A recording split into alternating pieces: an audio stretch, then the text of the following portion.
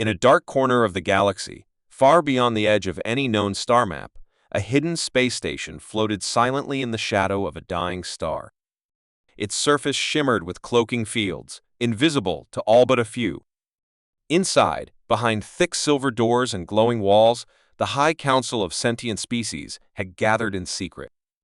These were the most powerful and ancient races in the galaxy, the Valari, tall and crystal-skinned, the Threx, reptilian and cunning, the Yulan, energy-based beings older than memory itself, and the Zathari, who whispered in telepathic tongues. For thousands of years, they had ruled the galactic order without challenge, watching over younger species, guiding them slowly into civilization, or, when necessary, quietly removing them. But now they faced a new concern. Not a war, not a weapon, a species. Humanity. Compared to the Council races, humans were new, unpredictable, and dangerously fast in their rise. They had gone from simple rockets to interstellar travel in just a few centuries. They had cracked wormhole travel, developed artificial intelligence that didn't rebel, and worst of all, they had done it together, across nations and beliefs, driven by something the Council didn't understand: pure will. The Council called this emergency meeting because they feared humanity wasn't a species they could control. It was one they might soon have to fear. The Valari speaker leaned forward, her voice echoing across the room like glass breaking in slow motion. They are growing too fast. We must act before they challenge the balance. The Threx hissed in agreement, claws tapping against the table. They adapt to every threat. Every attempt at sabotage has failed. We propose a containment protocol, silent, long-term, untraceable. The words hung heavy in the air. They weren't talking about negotiation. They were talking about slow extinction, covert sabotage, economic manipulation, planting internal conflict. The Yulan pulsed with a dull blue light, the sign of deep thought. If we act now, they will never know. In 50 of their years, they will collapse, and no blood will stain our hands. The vote was almost certain, but what none of them knew was that they were not alone. Thousands of kilometers away, cloaked within the orbit of Pluto, a small human scout ship floated in the darkness. Named Whisper's Edge, it was Earth's most advanced stealth vessel, launched years ago on a secret mission to explore deep space anomalies. On board, Captain Juno Rise leaned over her console, eyes scanning the data streaming across her screen. They had picked up strange energy spikes, not natural, not random. She had tuned their sensors tighter, and what they found had chilled her to the bone-encrypted quantum transmissions, Council frequency. With the help of their onboard AI, she had started decoding it. At first, it made no sense, but then she heard the phrase, containment via attrition. Her blood turned cold.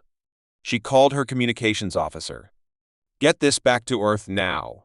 For hours, they recorded everything they could, capturing fragments of voices, names of species, references to Earth's colonies, and subtle threats. There was no question anymore. The Council feared humanity, and they had begun planning to destroy it, not with guns, but with quiet, precise manipulation. As the scout ship powered up for its jump home, Juno stood by the viewport, staring into the black sea of stars. The universe had always seemed like a place of wonder. Now, it felt like a battlefield waiting to open. They had uncovered a truth no one was supposed to know. Earth was not just growing, it was being watched. And worse, it was being targeted. She clenched her fist as the engines lit up. The Council had secrets, but now humans knew. And they wouldn't stay silent.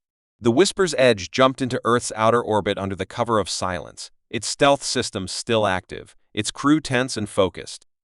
Captain Juno Rise didn't speak as her ship slipped past patrol drones and entered the secure military docking bay hidden on the far side of the moon. Within the hour, she stood in front of Command Director Elias Monroe, an older man with sharp eyes and a scar across his cheek from the Martian border wars. Juno said nothing. At first, she just handed him the encrypted data chip and waited. As he inserted it into the console, the room darkened and the holographic display lit up with scattered fragments of the intercepted Council transmission. Alien voices crackled through the speakers, not fully. translated, but enough had been decoded to reveal their purpose. Words like containment, human threat, and attrition strategy blinked across the screen in bold red letters. Monroe's face hardened. He had feared this day would come, but he didn't expect it so soon. "They're not preparing for war," he muttered. "They're preparing to erase us without firing a single shot." He immediately called for a high-security meeting with Earth's Defense Assembly. Within hours, the top generals, scientists, and political leaders were gathered in a secure underground chamber beneath the Himalayas. Rice was asked to brief the council herself, and as she played the recordings, the room fell into stunned silence. The Council of Sentient Species, long believed to be neutral and wise, had not only judged humanity dangerous, but had already begun working in secret to destroy it from within. Accidents at off-world colonies, unexplained system failures, strange plagues on terraforming stations, now they all seemed like pieces of a much larger puzzle. That night, Earth activated a long-hidden protocol called Adamantine, a contingency plan written in shadows decades ago by Earth's first deep space intelligence unit. It outlined the creation of a specialized force, one that could operate beyond the laws of diplomacy, secrecy, or even planetary borders. A task force made of soldiers, spies, scientists, and strategists. Not just warriors, but ghosts. They were called the Aegis Unit. Their mission: infiltrate the Council's core, expose the conspiracy, and strike back before humanity was weakened beyond repair. While the Aegis Unit began gathering in classified locations, Rice and Monroe worked through the night to trace the source of the signal and find out just how deep the Council's plan had already gone.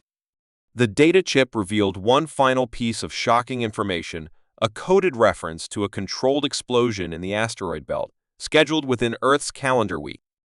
It was labeled as a strategic distraction. Rhea's heart sank. Mars' orbital stations were in the blast radius. Thousands of lives were at risk.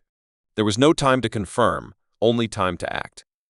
Emergency commands were sent to Mars within minutes, instructing all mining vessels and orbital workers to evacuate the area near asteroid R92. It was a gamble if it turned out to be a false alarm. Earth would lose valuable resources and face political fallout. But if it was real, they could save lives. Hours passed. Then the explosion came.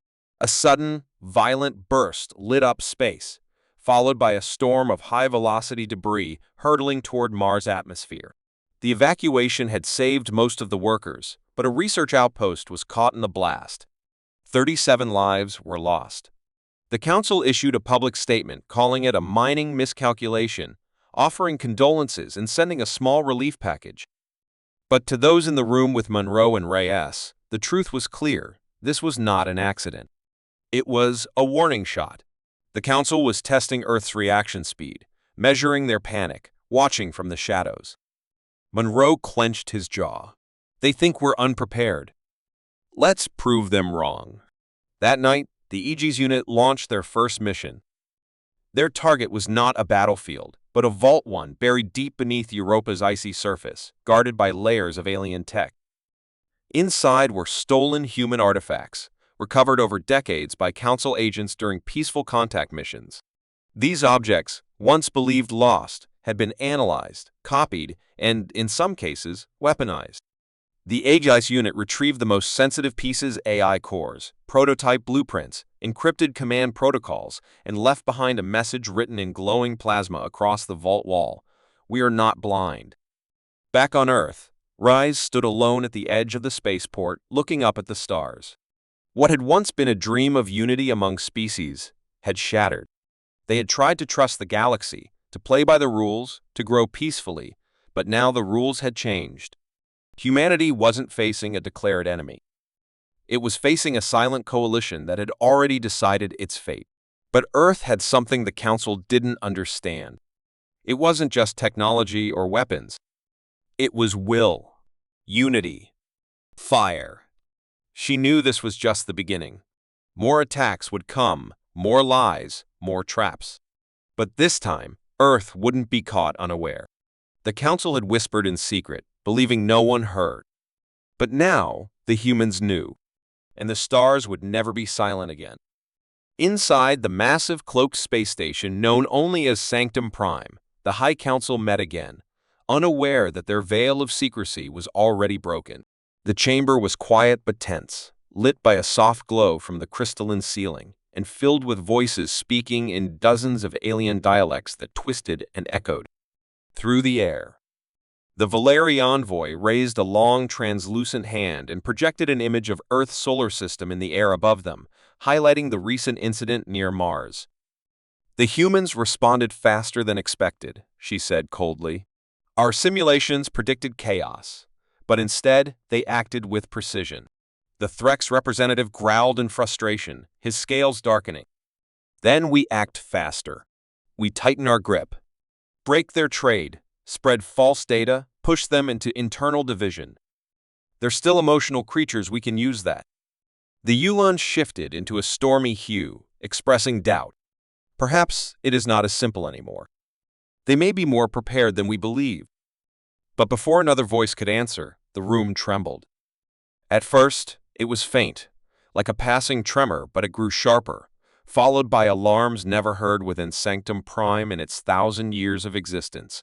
The walls rippled with energy readings. Something had bypassed their perimeter undetected. Council guards drew weapons, security drones emerged from hidden chambers, and a command override tried to seal the central hall, but it was too late. From above, a circular platform began descending into the council floor, and standing on it were 5 figures in black adaptive suits, faces hidden behind polarized helmets. The central figure stepped forward and spoke in a voice amplified and clear. We're not here by accident. We know everything. And we came to talk. A stunned silence fell over the chamber. The uninvited guests were human.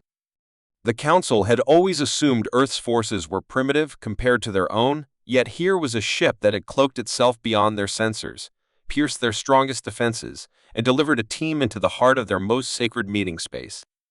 For a few seconds, no one moved. Then the Zathari envoy, his voice a haunting echo of layered tones, broke the silence. You trespass on sacred ground. Do you seek war? The human at the front, Commander Juno Reyes, removed her helmet, revealing sharp eyes and a calm expression.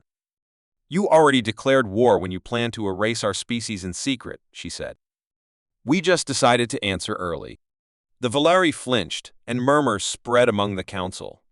Reyes raised her hand, and a small projector displayed fragments of the council's own transmission, the phrases about containment, sabotage, slow collapse. You thought we wouldn't notice, that we'd fall apart from your shadow games. But now we know. The question is, what do we do next? One of the younger council members, a voice from a newer species, spoke softly. They are bold and dangerous. The Threx envoy sneered, his claws clenching. This is a stunt. We can destroy your ship, kill you here, and deny everything. But before he could finish, the space above the council flared, and a visual link appeared, live footage from outside the station. The Vigilant Dawn, a sleek, jet-black human warship, was hovering not far away, its weapons armed, its systems stable. Surrounding it were council patrol drones, all dead in space, frozen by electromagnetic jamming pulses. The message was clear. We are not afraid. Reyes spoke again. This isn't a suicide mission. We came to offer something else, truth. You fear us because you don't understand us. But we've seen worse. We've lived through extinction, war, collapse, and still we rose. You tried to measure us with your old logic. That was your mistake. The Yulan envoy, glowing a soft green now, studied her with growing curiosity. If not war, then what do you propose? Reyes smiled faintly. Transparency, dialogue, equality. Or if you insist on choosing silence and sabotage, then we'll respond in kind, but louder, faster, and without warning. Another human stepped forward and dropped a small, black cube onto the council floor. It projected a spinning model of Earth's defense structure, its alliances, its hidden technologies, even its off-world bases. You wanted to know what we're capable of. Now you do. The council chamber was shaken not by weapons, but by the fear of something they had never expected. humans who knew how to strike but chose to speak first. Several members demanded immediate retaliation. Others hesitated. The Valari envoy whispered to the others in their private frequency, but the Yulan, ancient and wise, floated toward the center. We have seen many rising civilizations burn bright and fall. But these humans, they adapt, unite, and strike from the shadows. If we kill these 5, they will only send more. I suggest we listen. For the first time, the council stood at a crossroads. Some wanted to destroy the intruders, to end the threat before it grew. Others saw a new path, one where humanity was not a danger, but a powerful ally or at least an opponent too costly to challenge. Reyes watched their debate without fear. She had already transmitted everything to Earth. If they didn't return, the world would know the truth, and retaliation would be swift. But if the Council chose wisely, it could be the start of something new. As the discussion continued, far away in deep space, an encrypted signal left the station, one that Reyes didn't detect. It was sent by a silent Council observer, someone who didn't speak during the meeting, but had already made up their mind. The message traveled through hidden relays to a black site on the edge of Council space, where a secret fleet rested in silence. The command was simple: prepare for preemptive strike. While the Council hesitated, the shadow of war was already moving. And no one, not even the humans, knew how close the fire was. The stars above the Council's territory shined like they always had, calm, beautiful, and cold, but hidden behind that silence, war had already begun to unfold. While debates continued inside Sanctum Prime and Earth's envoys left under strict escort, believing they had shaken the Council's confidence, something darker was moving in the void. The secret signal sent by the silent Council member had reached a fleet built in shadows, a force unknown even to most of the Council itself, constructed over decades in preparation for the day when diplomacy would fail. It was called Project Silent Hand, a black fleet equipped with stealth armor, gravity warpers, and pulse torpedoes designed to disable entire planets without leaving a trace. Their orders were clear: strike a deep space human outpost, make it look like an accident, and send a message without using the Council's name. The target was Horizon Reach, a listening post floating just outside the Sirius system, manned by only a dozen officers and a single AI mostly used for early warning and signal mapping. To the Council, it was unimportant. To Earth, it was a quiet eye that saw everything. At 300 hours Earth time, the outpost's outer sensors detected strange distortions. At first, the AI registered them as solar interference, but then the readings changed. Something massive was approaching, and it wasn't broadcasting identification. Commander Lion Holt, stationed at Horizon Reach, was drinking bitter coffee when the alarm blared through the silent corridors. Her officers snapped into motion, eyes scanning the data screens, trying to understand what was coming. There were no transmissions, no scans, just an empty patch of space suddenly full of invisible mass. Then, without warning, the lights dimmed. Communications dropped. Power levels dipped across every system. A high-frequency pulse had hit them, faster than they could react. Holt ordered emergency protocols, but it was too late. The first torpedo hit the power core bay and ruptured the coolant systems. The second slammed into the relay antenna, cutting off any chance of contact with Earth.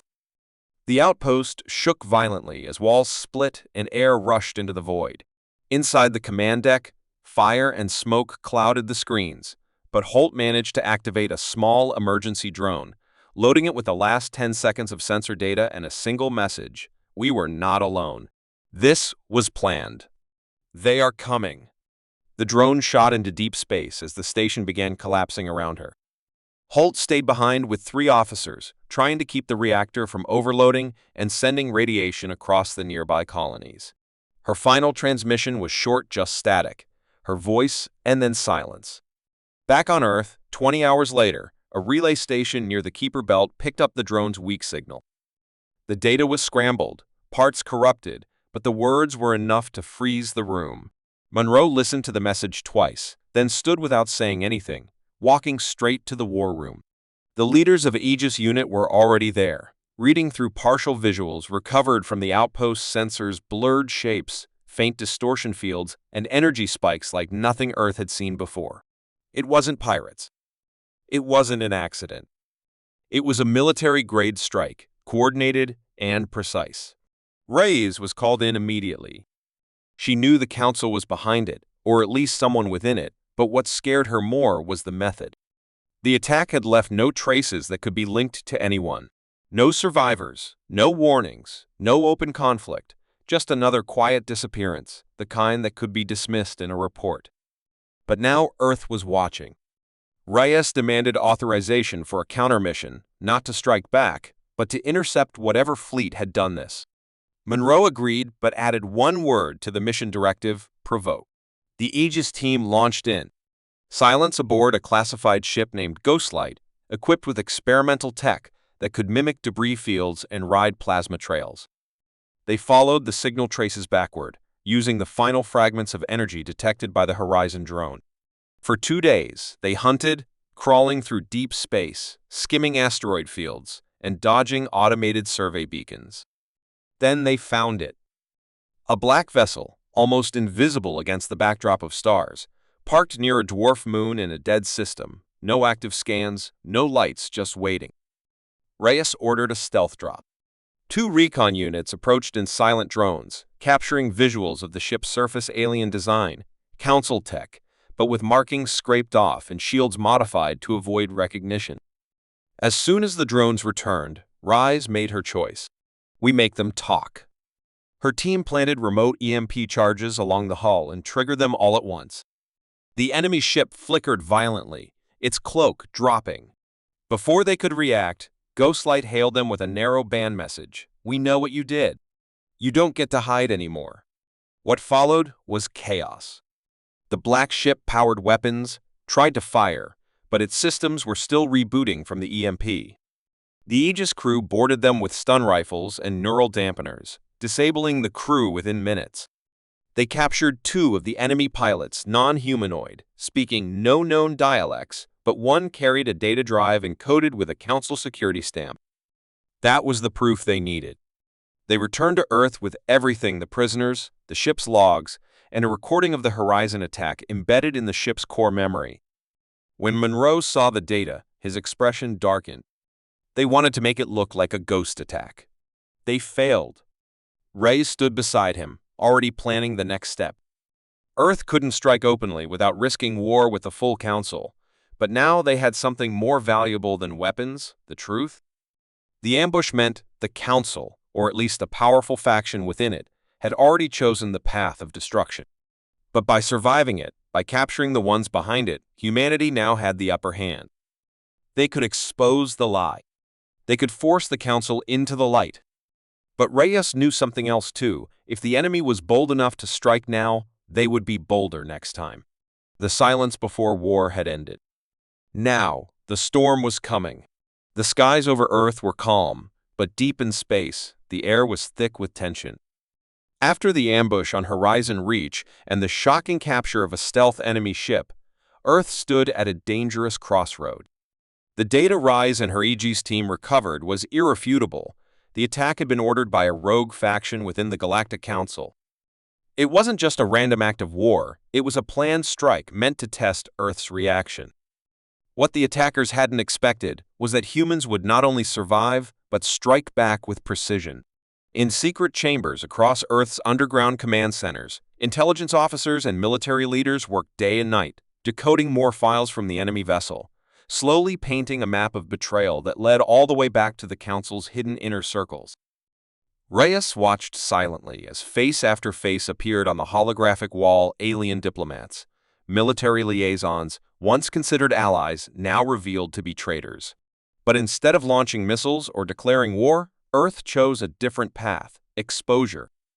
Within 48 hours, a decrypted signal was broadcast into neutral space, reaching not just Council systems, but every independent colony, free planet, and outpost across the stars.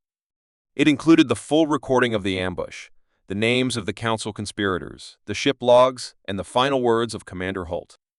The message was simple: we were attacked without cause. They wanted silence. We give you the truth. The Council's response was immediate and chaotic. Accusations flew between species, trust shattered among allies, and the high seat itself was thrown into emergency session. Sanctum Prime, the very place where the secret meeting first took place, was now under heavy surveillance as counseled.